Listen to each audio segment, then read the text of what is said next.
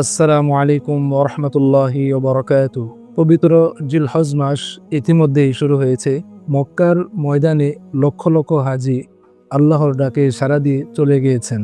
আর আমরা যারা দেশে আছি তাদের উপরও এসে পড়েছে মহান এক ইবাদত, অর্থাৎ কুরবানি। এটা সেই কুরবানি যা হজরত ইব্রাহিম আলাইহিস সালাতু ওয়াস সালামের অতুলনীয় ত্যাগের স্মৃতি বহন করে। যেদিন একজন পিতা তার কলিজার টুকরা সন্তানকে শুধুমাত্র আল্লাহর সন্তুষ্টির জন্য কোরবানি করতে প্রস্তুত হয়েছিলেন। প্রতি বছর এই সময়টা আসলেই অনেকের মনে দেখা দেয় নানা প্রশ্ন, নানা সংশয়। অনেকেই দ্বিধাদ্বন্দ্বে থাকেন যে আমার উপর কি কোরবানি ওয়াজিব, আমি কি নেশাব পরিমাণ মালের মালিক কিনা, বা কোরবানি দিলে কোন কোন শর্তগুলো মানতে হবে, বা ভাগে কোরবানি দেওয়া যাবে কিনা, কোরবানির পশু গোশত কিভাবে ভাগ করব, এটা কি অনুমান করে ভাগ করব নাকি একেবারে সমান করে ভাগ করতে হবে, কোন কোন পশু দিয়ে কোরবানি দিতে হবে এবং পশুর বয়স কি পরিমাণ হতে হবে, এই জাতীয় নানা প্রশ্ন, নানা সংশয় আমাদের মনে দেখা দেয়। এই প্রশ্নগুলোর মধ্যে অনেক বিষয় এমন রয়েছে যেগুলো না জানা থাকার কারণে অনেক সময় কোরবানি দেওয়ার পরেও হয়তো আমাদের কোরবানিগুলো হচ্ছে না, কোরবানি আল্লাহ তাআলা কবুল করছেন না।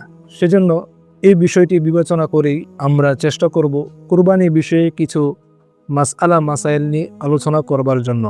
ভিডিওগুলো শুরু থেকে শেষ পর্যন্ত আপনারা দেখবেন এবং আপনাদের মনে থাকা কোনো প্রশ্ন থাকলে অবশ্যই মন্তব্যের ঘরে লিখবেন। আমি চেষ্টা করব ঈদের আগে যে কোনো দিন আপনাদের সেই প্রশ্নগুলোর উত্তর দিতে। তো ঈদের আগ পর্যন্ত প্রতিদিন আমরা কোরবানি বিষয়ক বিভিন্ন মাসআলা মাসাইল নিয়ে আলোচনা করব। যদি সেই মাসআলা মাসাইলগুলো জানতে চান অবশ্যই আমাদের এই হাফিজি মিডিয়াতে আমাদের সাথে সংযোগ থাকবেন ইনশাআল্লাহ। প্রথমেই আমরা যে মাসআলা নিয়ে আলোচনা করব তা হচ্ছে কোরবানি কার উপর ওয়াজিব। এর সংক্ষিপ্ত উত্তর হচ্ছে যারা নেশাব পরিমাণ সম্পদের মালিক, অর্থাৎ 52.5 ভরি রূপা অথবা 7.5 ভরি স্বর্ণ, অথবা যার কাছে সামান্য পরিমাণ রূপা এবং স্বর্ণ রয়েছে এবং কিছু টাকা রয়েছে, ব্যবসায়িক পণ্য রয়েছে এবং প্রয়োজনের অতিরিক্ত ঘর বাড়ি জমিন এই জাতীয় যত সম্পদ রয়েছে, এই সবগুলো মিলালে যদি 52.5 ভরি রূপা সমপরিমাণ হয় তাহলে তার উপর কোরবানি ওয়াজিব। এবার আমরা আলোচনা করব নেসাবের মেয়াদ কতদিন। এর উত্তর হচ্ছে 10 জিলহজ সকাল থেকে শুরু করে 12 জিলহজ সূর্যাস্তের আগ পর্যন্ত যদি আপনি নেসাব পরিমাণ সম্পদের মালিক থাকেন তবেই আপনার উপর কোরবানি ওয়াজিব। যাকাতের ক্ষেত্রে যেমন নেসাব পরিমাণ সম্পদ 1 বছর অতিক্রান্ত হতে হয়, কোরবানির ক্ষেত্রে কিন্তু এমন হওয়াটি শর্ত নয়, বরং 10 জিলহজ, 11 জিলহজ এবং 12 জিলহজ যদি আপনি নেসাব পরিমাণ সম্পদের মালিক হন তবে আপনার উপর কোরবানি ওয়াজিব। এবার আমরা যে মাসআলাটি নিয়ে আলোচনা করব তা হচ্ছে নাবালেগ সন্তান সে যদি নেসাব পরিমাণ সম্পদের মালিক হয় তাহলে কি তার উপর কোরবানি ওয়াজিব হবে। তো এর উত্তর হচ্ছে নাবালিগ সন্তানের উপর কোরবানি ওয়াজিব না, তাকে কোরবানি না দিলেও হবে।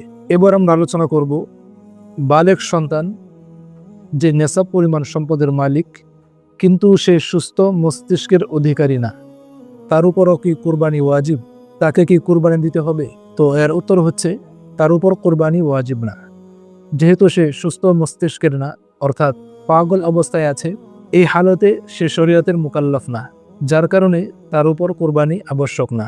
এরপরে আমরা যে মাসআলাটি নিয়ে আলোচনা করব তা হচ্ছে নাবালেগ সন্তান সে তো নেশাব পরিমাণ সম্পদের মালিক, তো তার উপর তো কোরবানি ওয়াজিব না। এখন যদি অভিভাবকগণ কার পক্ষ থেকে কোরবানি আদায় করে দেয় তাহলে কি কোরবানি আদায় হবে। এর উত্তর হচ্ছে অভিভাবকগণ তার পক্ষ থেকে কোরবানি করে দিবেন, এটা মুস্তাহাব, তবে এটা আবশ্যক নয়। যদি এটা করে দেন তাহলে এটা উত্তম হবে, ভালো হবে, কিন্তু করাটা জরুরি নয়। এই ভিডিওতে আমরা 6টি মাসআলা নিয়ে আলোচনা করেছি, আরও আমরা অনেকগুলো মাসআলা নিয়ে আলোচনা করব। প্রতিটি মাসআলা বিষয়ে আমরা কোরবানির সময় এগুলো আলেমদের কাছে প্রশ্ন করে থাকি। সে সকল মাসআলাগুলো খুবই গুরুত্বপূর্ণ, সেগুলো জানার জন্য আপনারা কোরবানির ঈদের আগ পর্যন্ত আশা করি আমাদের সাথেই থাকবেন। অনেক গুরুত্বপূর্ণ মাসআলা নিয়ে আপনাদের খেদমতে আলোচনা করার চেষ্টা করব ইনশাআল্লাহ।